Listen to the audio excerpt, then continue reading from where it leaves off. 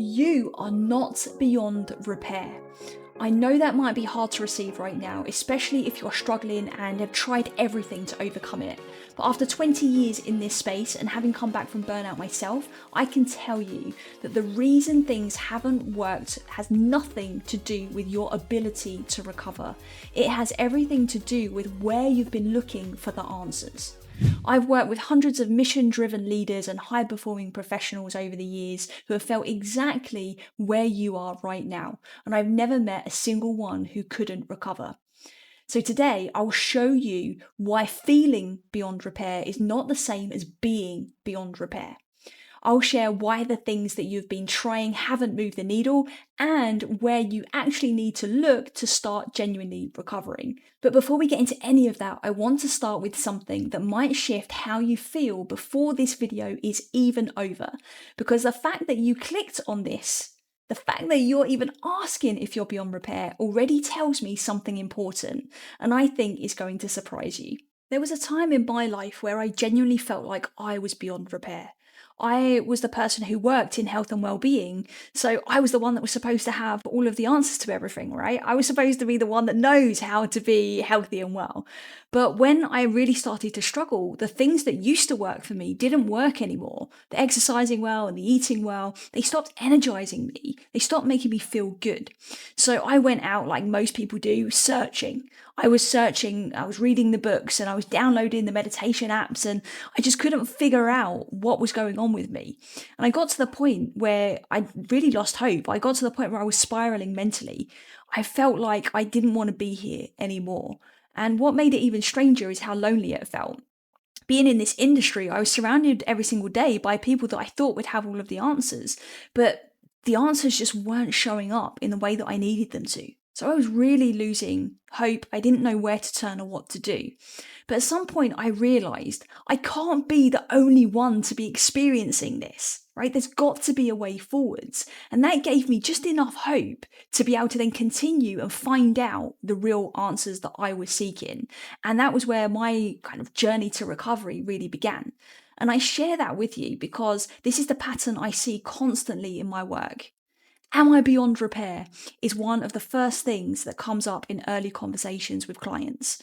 Clearly, it's been whirring away in the back of their minds for a while, but they've finally found the confidence to actually ask it out loud. And this question really does tell me a lot about where they are. Because when we start speaking more deeply, I tend to find that they're exhausted from trying so many things, right? The holidays, the time off, the self-care, the supplements, going to the doctors to be told it's just stress and they need to take some more time off. It's exhausting. And I find that they're starting to really lose hope in the way that I did too. They've been on this pattern of crashing and feeling tired, and sometimes for months and sometimes for even years. And on the outside, they can still look like they're functioning as well. They've tried everything that they could think of, and they're starting to accept that this is just who they are now.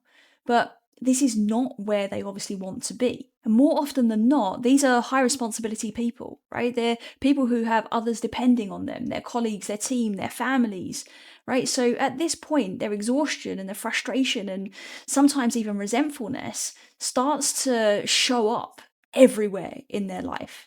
They get frustrated about how inaccessible proper support is. And in the end, they just feel like giving up, like they are beyond repair. But here's the thing, the fact that someone is even asking, am I beyond repair, means that they're definitely not. If there was truly nothing left, they would not be asking the question. The question comes from somewhere, and it means that there's still something left in the tank. There's still something wondering, something that they can move forwards with, and they just have to figure out what that is. Most people in this position have tried everything, yet they're still struggling, right? So it feels logical to conclude this is just how I am now. But that's not actually what's happening. Their ability to recover is still completely intact. It's just hard to see because when we're in these kind of lower states, physically, mentally, emotionally, spiritually, our self-perception is skewed.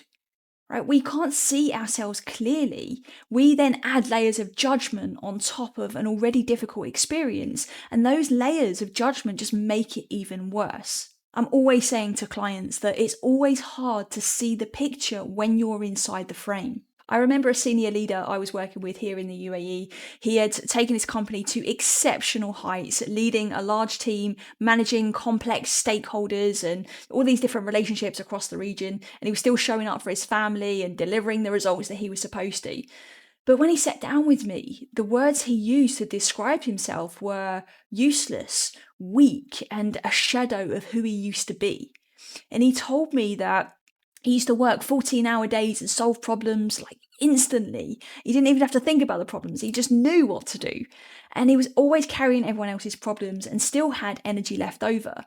But now he needed the whole weekend just to recover from a normal week, right?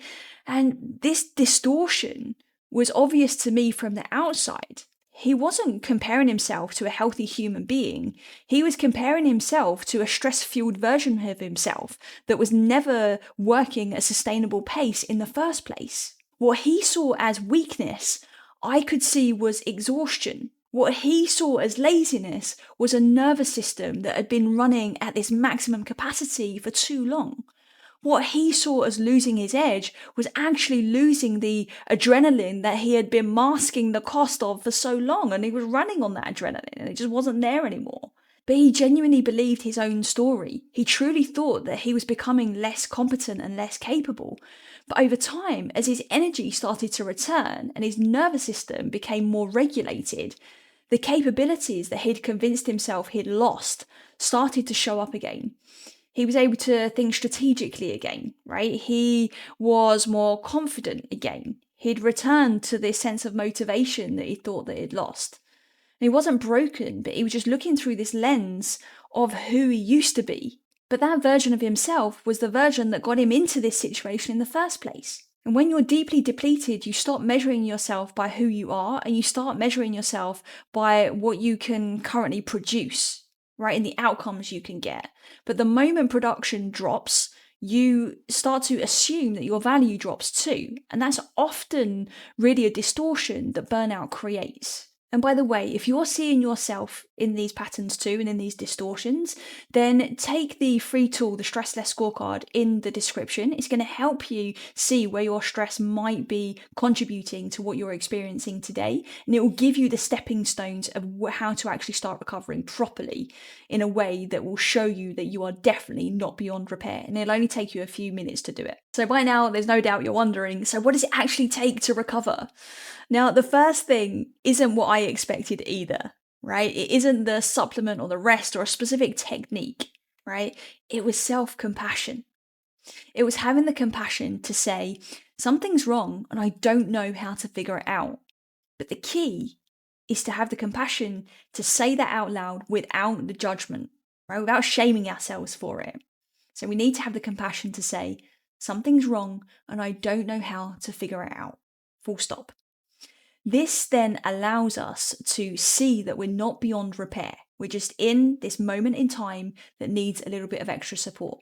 So compassion first allows us to go deeper and take agency over our own recovery. Because in those moments, we're not hopeless. Things can feel hopeless, but we are not hopeless. We have the ability to come back from this. One client comes to mind here that I worked with. He'd served lots of years in Afghanistan. He came back from carrying the weight of what he'd seen and experienced over there. And on top of that, he had financial pressures and family challenges that he hadn't anticipated. By the time he reached out to me, he was caught in these addictive behaviors, struggling with body dysmorphia, and in a full identity crisis. He said he felt like he was sinking. His days felt like he was going on autopilot, just going through the motions, and he was carrying this sense of emptiness with him too. But his recovery started with reconnecting to his body, not thrashing himself in the gym the way he had been, right? But actually listening to what he needed compassionately. He addressed the beliefs that no longer served him compassionately. He worked through unresolved emotions that he'd been carrying from his experiences compassionately. He got clear on his values and what kind of life he actually wanted. And then he was able to come back to this full version of himself. And it was compassion that opened the door. If he can come back from that, you can come back from where you are too. I promise you. And please know, it's okay if the things that used to energize you don't anymore. That's just a natural response to how you're feeling and what's going on. It's okay that you're feeling tired emotionally and physically and mentally. It's okay that things that used to bring you happiness don't anymore. I know it doesn't feel good, but it's okay. It means you're human, and this is all part of the human experience. So the sooner we can accept that and be compassionate enough with ourselves, then we can see the way forward a lot clearer. So practically, where do you actually start? Well, with my clients, I work through something called the stress performance pyramid. It helps them see where they are on the journey and why the things that they've been trying haven't been moving the needle. So this pyramid has 3 levels. At the top, we have the life level, the day-to-day stuff. Right? Often we try to fix things here and hope that everything else resolves itself. If I fix my relationship, then I'll have more energy. Or if I get a new job, it'll fix everything. We change our circumstances and expect our inner experience to follow. But sometimes it does, but often it doesn't, because the problem is deeper. So in the middle of the pyramid, we have the health level. This is where we go a bit deeper. We know that we should eat better and move and sleep more and do all of these things, and we try, but sometimes it backfires because we don't have the energy to sustain the habits in the first place. So then we give ourselves a hard time for not keeping up, and we end up focusing on things that aren't actually the biggest needle movers. Then at the bottom of this pyramid, we have the root level. This is where the deeper things sit, the things that actually influence our whole life experience. Experiences from the past that we've been carrying without realizing, beliefs that we need to be responsible for everyone else all of the time. These are often the things that are actually burning us out and stopping us from doing all of the things at the health and life level that we want to be doing. But we're trying to fix them by changing the problem at the problem level. We're trying to fix this by changing the relationships or the job or eating healthier foods or even going to bed a bit earlier, but that's not going to move the needle. Now, deep diving into all of these areas is a video for another day, but the point is, we're not beyond repair. We're often just trying to fix things at the wrong level. Once we look deeper and connect the dots, things can start to shift because we reveal the things that are contributing to your burnout that you were completely unaware of in the first place. For example, I had a client that did all of the right things, right? She was making decisions in her life with her relationships and her job and all of the things that she thought was going to fix the problem at the problem level. She tried all of that. She tried eating super healthy. She tried moving more. She tried every morning routine you can think of and evening routine. She tried to do the psychological work and she was digging deep to understand why was this happening. Right? But actually, what we found is that when we started to look deeper at her health level, there was something happening that was making nervous system regulation impossible, right? She was shifting into the season of menopause and she hadn't quite realized it and connected those dots. So that's just one example, but there are so many examples where we're looking for solutions, and because we don't know what the whole picture looks like, it's impossible to then find the one solution because there is no one solution. It's so unique to every individual.